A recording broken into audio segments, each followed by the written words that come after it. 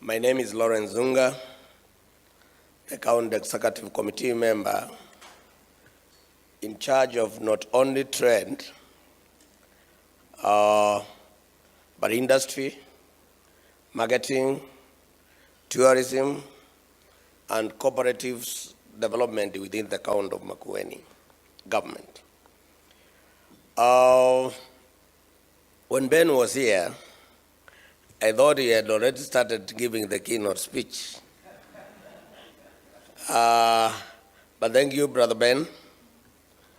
Allow me now to give the keynote speech on behalf of the Governor of Makueni County, and my Governor, His Excellency Professor Kivutha Kibwana.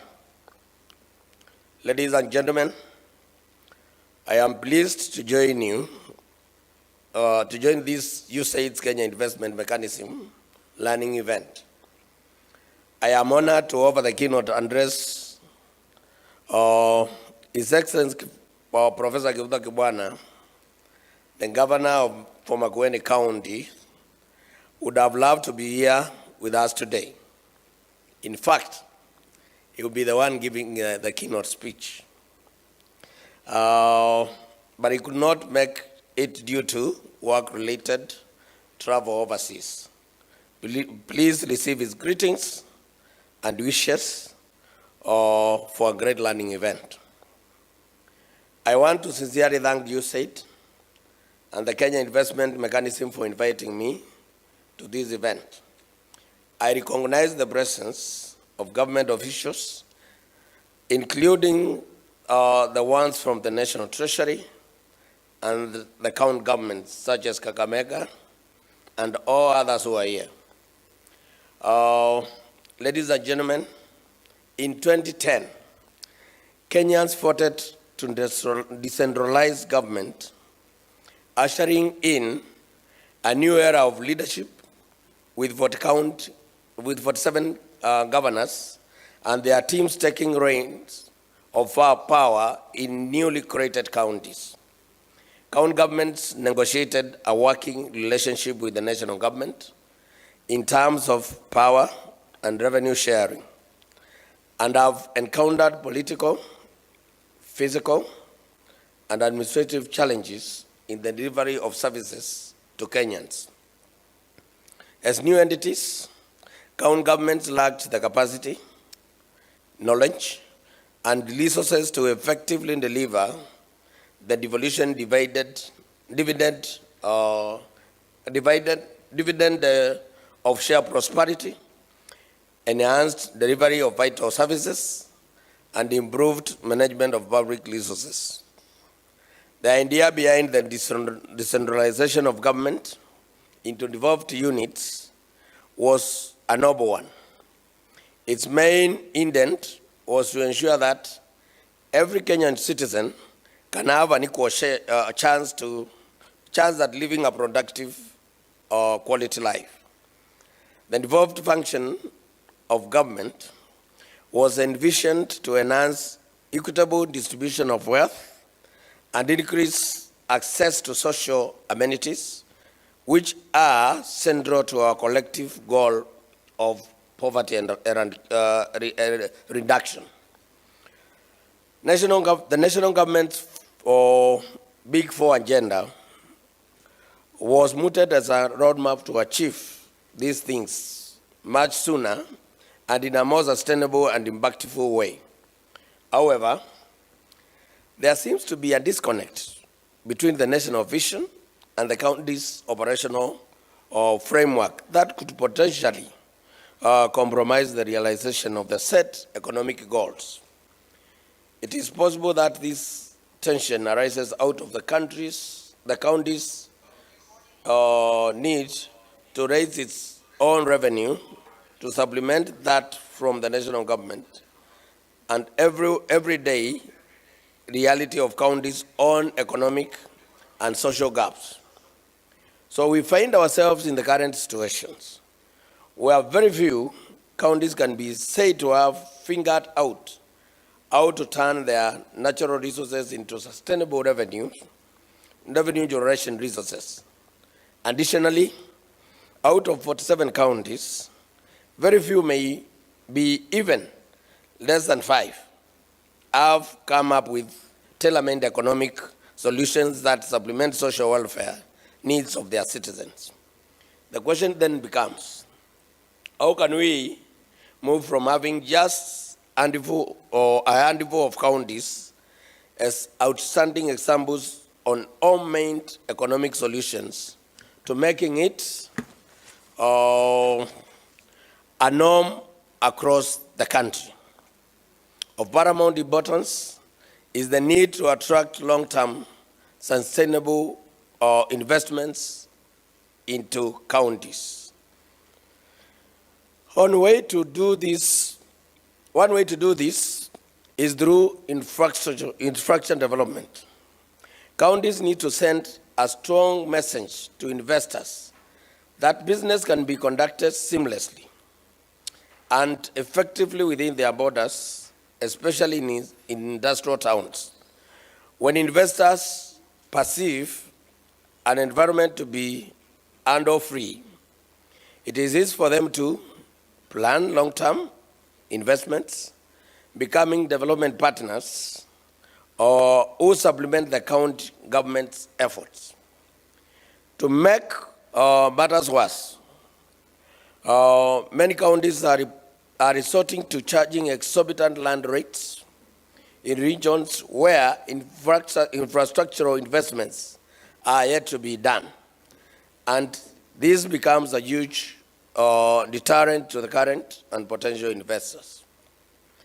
Establishing a regulatory and institutional framework that enables productive local and foreign firms to invest, form and grow, both domestically and internationally, and non-viable firms to exist so resources are allocated efficiently within and across sectors is another sure way of unlocking sector-led growth in our counties.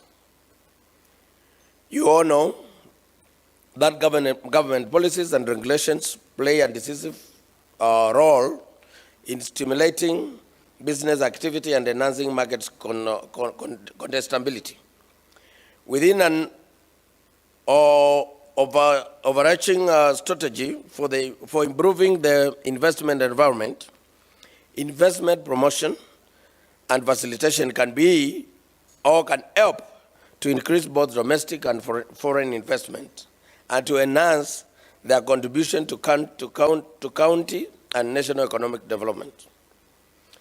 Investment promotion and facilitation are a means to attract new investors and retain existing ones, especially in key sectors such as agriculture. We are in this COVID pandemic crisis, and we are all talking about economic recovery.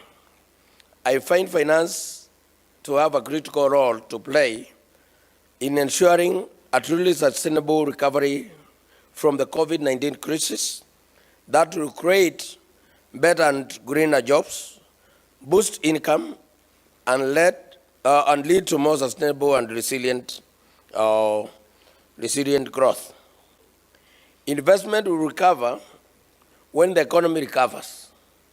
But we should set the bar high and support the recovery more actively by making structural changes. We can do that by ensuring that the public and the private sector work together. With the private sector mobilizing the necessary investment, while the public sector assures the right enabling environment.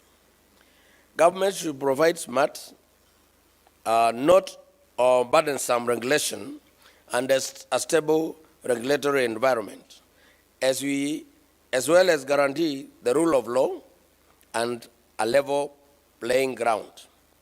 In Makueni, we established the Makueni Fruit Processing Factory to stabilize fruit prices, provide local farmers with sustainable channels to generate income, train farmers on new technologies, and processes, and create employment opportunities for the community members.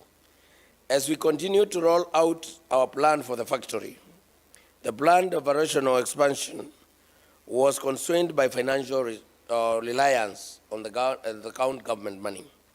We had already invested $10 million to establish the plant, and we were keen to get a return on investment before putting more money. It is at this point we realized we needed to change tact and seek private sector and development partners' collaboration. We then approached USAID Kenya investment through Kenya investment mechanism to help facilitate policy reform efforts and to remove investment barriers, as well as create an enabling environment that unlocks private sector financing for this factory and other value chains in the agriculture sector. The collaboration started with first addressing the sole ownership of the factory by the government.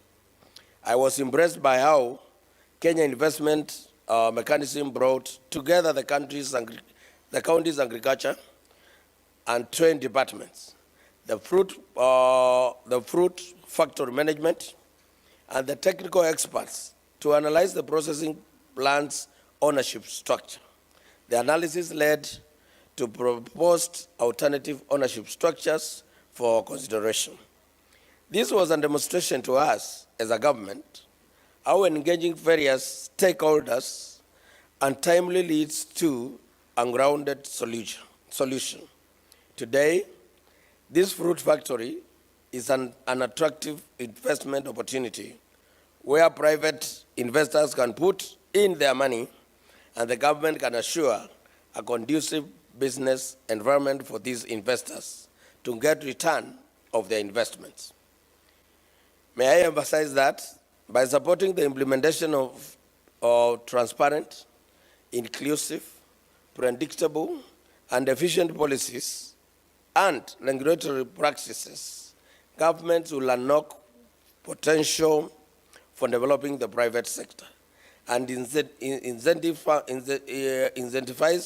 firms to invest, compete, and grow, which in turn creates productive jobs. In Makueni, we have the Makueni County Investment Act 2021 that Kenya Investment Mechanism supported us in developing. The law gives the county the authority to engage in investments and promotion. We have also formed the Makueni County Commercial and Development Corporation, which provides support services to investors, including permits and licenses. These changes and policies will support additional investment in the Karamba Fruit Processing Factory, as well as other county investments in dairy and the pulses, or what we call the cereals. I see this as being extremely important for creating an enabling environment for investment promotion and regulation in the county, and will form a precedent that other counties can learn from going forward. Finally, ladies and gentlemen, let me conclude by saying that what you said through Kenya Investment Mechanism is doing by hosting a learning event where partners can share experiences is exactly what we need to foster as a sustainable, inclusive growth in our counties and in the economy at large. I look forward to hearing the experiences of everyone lined up for this event.